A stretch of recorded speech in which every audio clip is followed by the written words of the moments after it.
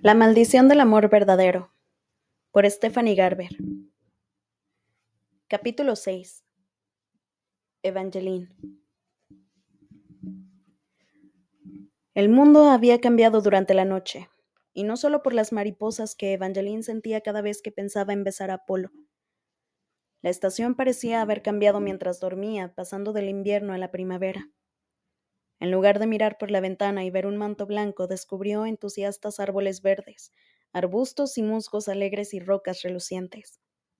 Todo ello estaba cubierto por una fina bruma de lluvia plateada que repiqueteaba contra su ventana. Esa mañana, mientras llovía, otro médico acudió a ver si había recordado algo, cosa que no había ocurrido. Después de eso, las modistas regresaron, pero no se quedaron mucho. Al parecer había una cita más en la agenda de Evangeline, aunque ella no lo supo hasta que llegó su nueva visitante. Hola, Alteza, soy Madame Voss. Es un placer conocerla. La mujer hizo una reverencia perfecta y el dobladillo de su falda verde esmeralda rozó el suelo de piedra. Su cabello tenía un precioso tono plateado y su rostro alargado estaba lleno de profundas líneas de expresión que le dieron a Evangeline una impresión inmediata de calidez. Seré su tutora para todos los asuntos reales, aunque primero comenzaremos con sus propios asuntos. Madame Voss dejó un libro de un precioso azul en el regazo de Evangeline. Las páginas del interior eran doradas, con el corte del canto en un resplandeciente pan de oro a juego con el decorado título del libro. Evangeline leyó en voz alta. La mayor historia de amor jamás contada y un relato verídico y completo de la relación entre Evangeline Fox y el príncipe de corazones. Madame Voss contuvo un gemido. ¡Oh! ¡Córcholis! Y a continuación torteó el volumen que Evangeline tenía en el regazo hasta que el título cambió por fin a La mayor historia de amor jamás contada, un relato verídico y completo de la relación entre Evangeline Fox y el príncipe Apolo Titus Acadian. Siento lo ocurrido, Alteza, este libro está recién impreso. Esperaba que, por ser tan nuevo, fuera inmune a la maldición de las historias. Echó al libro una mirada de reprimenda. Con suerte lo único impertinente será el título. Por favor, no te disculpes, le dijo Evangeline. Hasta ese momento la joven no había pensado demasiado en la maldición de las historias del norte, aunque a su madre le había hablado de ella cuando era pequeña. Todos los cuentos de hadas del glorioso norte estaban hechizados. Todos los cuentos de hadas no podían ser escritos. Otros no podían abandonar las tierras del norte, y muchos cambiaban cada vez que se contaban, perdiendo veracidad con cada narración. Se decía que todos los cuentos norteños habían sido, en su origen, hechos históricos, y que la maldición de las historias los había deformado hasta que solo quedó en ellos una pizca de verdad.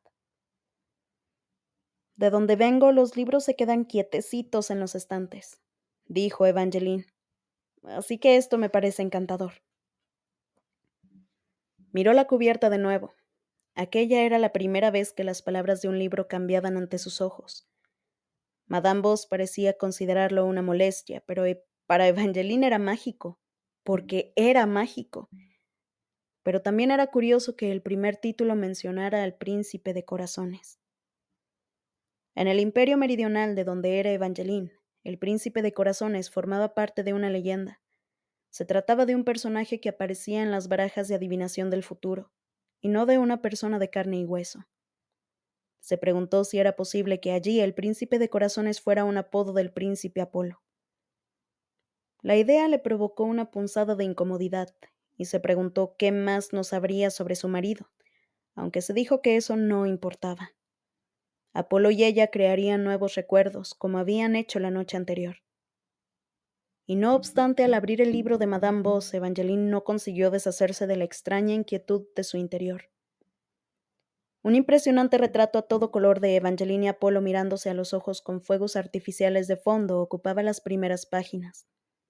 Apolo estaba representado con un elegante traje real y una majestuosa corona dorada adornada con enormes rubíes y otras piedras preciosas. Durante un segundo, Evangeline creyó ver a una tercera persona en la imagen. Otro hombre parecía estar observándolos desde el borde de la página. pero como había ocurrido con el primer título del libro, el personaje desapareció de inmediato. Había más ilustraciones en la segunda página, aunque nada se movió en ellas. El encabezado estaba decorado con un sol y una luna y un cielo lleno de estrellas que pendían sobre las siguientes palabras. Érase una vez una joven que creía en los cuentos de hadas y que robó el corazón de un príncipe que había jurado no enamorarse jamás. ¿Eso es cierto?, preguntó Evangeline. ¿Había jurado el príncipe Apolo que nunca se enamoraría? Oh, sí. Algunos pensaban que era solo una broma, pero yo no, le contó Madame Voss. Era un poco preocupante en realidad. En el norte tenemos una tradición, un baile impresionante al que llamamos la Nocte Eterna. Evangeline había oído hablar de la Nocte Eterna, pero no dijo una palabra. Todavía no sabía nada de su primer encuentro con Apolo, y no se había atrevido a preguntárselo a él la noche anterior. Apolo decía que el baile comenzaría y no terminaría nunca, ya que él no planeaba encontrar novia. Continuó Madame Voss. Entonces la conoció. Es una pena que usted no se acuerde porque fue de verdad amor a primera vista. Yo no estaba allí, por supuesto. La cena era muy exclusiva y se conocieron en un espacio privado protegido por un arco. Pronunció la palabra arco de un modo distinto, como si estuviera hablando de algo mágico, en lugar de la estructura que Evangeline estaba imaginando. ¿Debo suponer que los arcos son especiales?, le preguntó. Oh, sí, le contestó Madame Voss. Fueron construidos por los Valor, nuestros primeros reyes, para viajar a cualquier lugar del norte. Pero los arcos son también excelentes para proteger cosas. El príncipe tiene uno que esconde un árbol fénix espectacular. Debería pedirle que se lo enseñe en algún momento. Ah, espere. Miró el libro. Apuesto a que hay alguna foto por aquí. La tutora pasó la página y efectivamente, allí había un retrato impresionante. Era de Apolo. Estaba apoyado en la rama de uno de los árboles más gloriosos que Evangeline había visto nunca. Todas sus hojas parecían destellar. La mitad de ellas formaba una sinfonía de cálidos colores otoñales, amarillo y naranja y bermejo, pero el resto parecía de auténtico oro. Eran de un dorado brillante, resplandeciente como como el tesoro de un dragón. Este es el árbol fénix, le dijo Madame Voss. Desde que madura y comienza a florecer, sus hojas tardan más de 1000 años en finalizar el proceso de convertirse lentamente en auténtico oro. No obstante, si se arranca una sola hoja antes de que todas hayan cambiado, el árbol entero se ve devorado por las llamas. ¡Puf!, dijo con un gesto dramático antes de echarle a Evangeline una mirada de advertencia. No te preocupes, no se me ocurrirá tocar ni una sola hoja, le aseguró Evangeline. Pero Madame Voss ya había pasado la página. Era Apolo de nuevo, pero esta vez cabalgaba un caballo blanco y estaba vestido de un modo más masculino, con unos pantalones marrón corteza, una camisa con el cuello abierto y un chaleco de piel con correas de cuero, cruzadas que sujetaban a su espalda un arco dorado y un carcaj de flechas. Esto fue cuando se le declaró, le dijo Madame Voss. Fue la primera noche de la Nocte Eterna y estaba vestido como un personaje de un cuento famoso, la balada del arquero y el zorro. Conozco esa historia, replicó Evangeline. Es mi favorita. O lo había sido siempre. Ahora, al decir las palabras, ya no le parecían tan ciertas. Eso es fantástico, replicó Madame Voss. Entonces espero que pueda imaginárselo. El príncipe Apolo estaba arrebatador. Cuando entró en el baile a lomos de un poderoso caballo blanco, iba vestido como el arquero. De repente Evangeline ya no oía las palabras. Le dolía la cabeza, le dolía el pecho, le dolía el corazón. Cada latido parecía atravesarla como una flecha, una idea que de algún modo también le hizo daño. Intentó recordar por qué pensar en su cuento de hadas favorito le provocaba tanta tristeza, pero lo único que encontró fue nada, Nada, nada. Cuanto más se esforzaba por recordar, más le dolía la cabeza, más le dolía el corazón.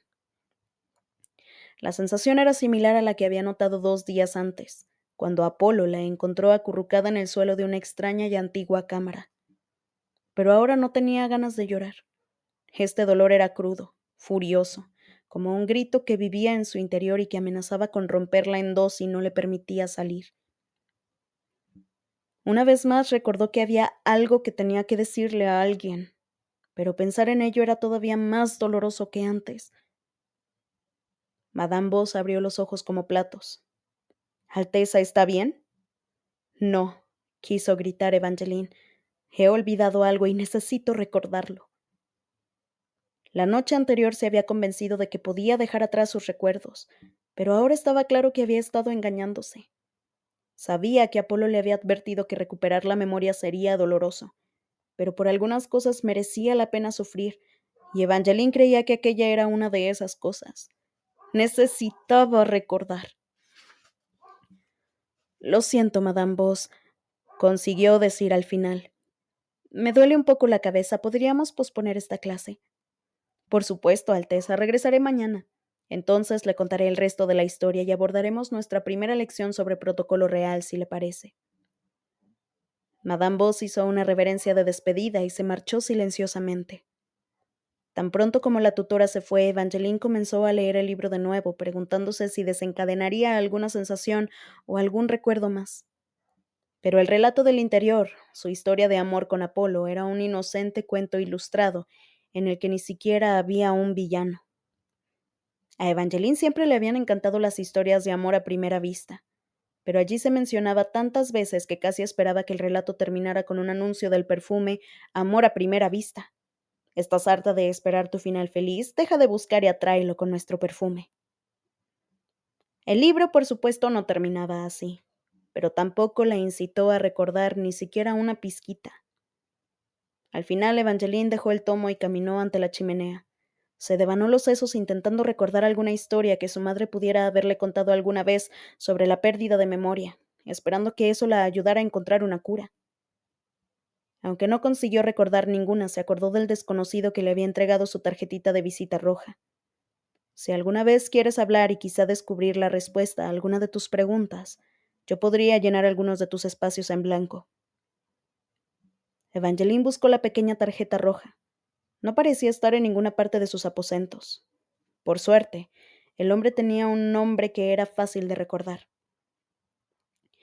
Justo entonces entró en la estancia Martín, la joven doncella que, como ella, procedía del Imperio Meridional. Llevaba una bandeja de té muy caliente y galletas de frambuesa recién horneadas. Martín, dijo Evangeline, ¿has oído hablar alguna vez del señor Christoph Neidlinger? Claro. El rostro ovalado de Martín se iluminó. Lo leo fielmente cada día. ¿Lo lees? Escribe para el Rumor del Día. ¿El periódico sensacionalista?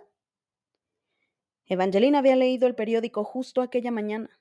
Todavía podía recordar algunos de los dramáticos titulares. ¿Dónde está Lord Jax y qué cosas horribles hará a continuación? El heredero impostor sigue prófugo. ¿Es realmente heroico el gremio de héroes?